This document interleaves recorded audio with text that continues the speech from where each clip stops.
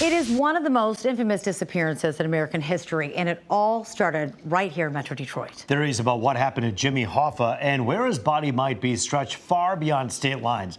Mob connections, buried secrets, and a mystery that still won't die. Even decades later, the search continues, and the investigation lives on.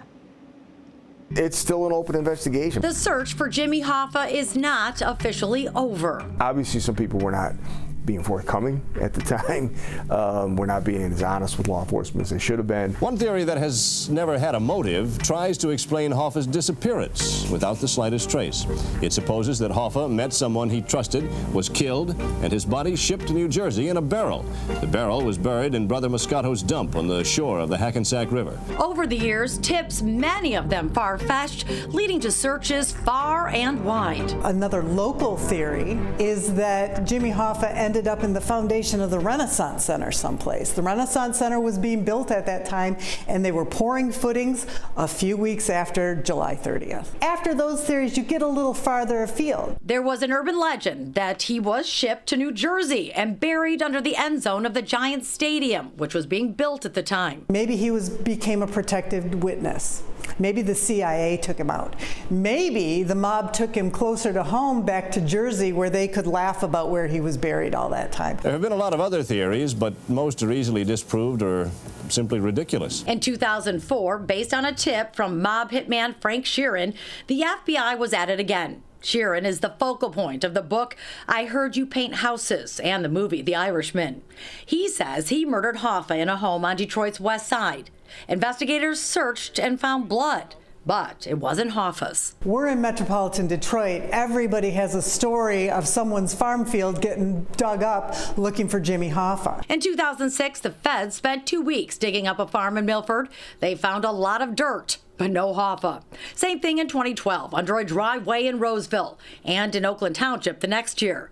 Then another dig in New Jersey. So you're saying your father buried Jimmy Hoffa? Yes. My dad, later in years, he said that he couldn't fit in the drum, body first, feet first. They had to turn him and put him in head first. So your father said Hoffa couldn't fit in the drum? Couldn't fit in the drum, feet first. He couldn't get the legs to bend right. So he had to take him out and put him in head first. But that tip and dig, like all the others, led to nothing. The body of Teamsters president Jimmy Hoffa may still be beneath this pavement. Their theory is that Hoffa's body was secretly moved in 1995, buried under the now demolished Milwaukee County Stadium's third base. More rumors and more searches, but no closure. If you get that, you got to follow it. You got to do what you can. And as I said, the family, they deserve a closure. Reality buried under a mountain of silence. I don't think he will ever be found. I think whoever did it was professional. One possible reason no one ever found the body, it's gone. The mafia ran a number of funeral homes a short drive from the Bacchus Red Fox. His body could have easily been taken there and cremated, or taken to Hamtramck. He also may have been stuffed in that trunk and driven right down to Hamtramck, a 20-minute drive away from the Bacchus Red Fox in Bloomfield Township, and incinerated. There was an incinerator there that was owned by a couple of brothers who were known to be organized criminals. That incinerator had been used to incinerate people before. This was a known fact. Couple of weeks after July 30th, that place was burned down. The police said, okay, the incinerator was burned down, arson.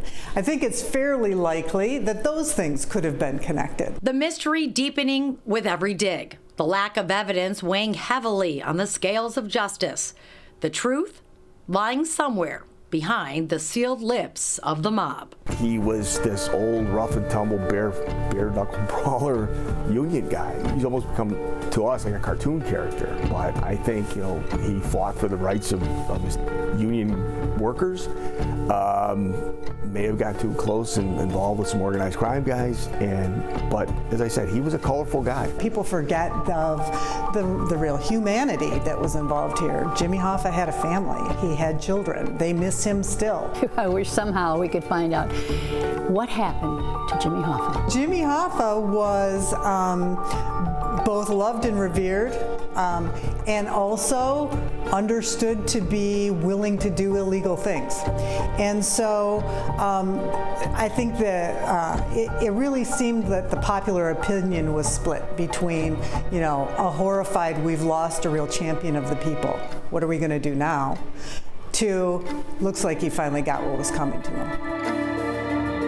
And tomorrow night, my exclusive one-on-one with his son, James P. Hoffa, one of the legendary labor leaders. He opens up to me about his father's disappearance and the legacy the Hoffa name still carries. Don't miss it tomorrow at 10 p.m. right here on Fox 2.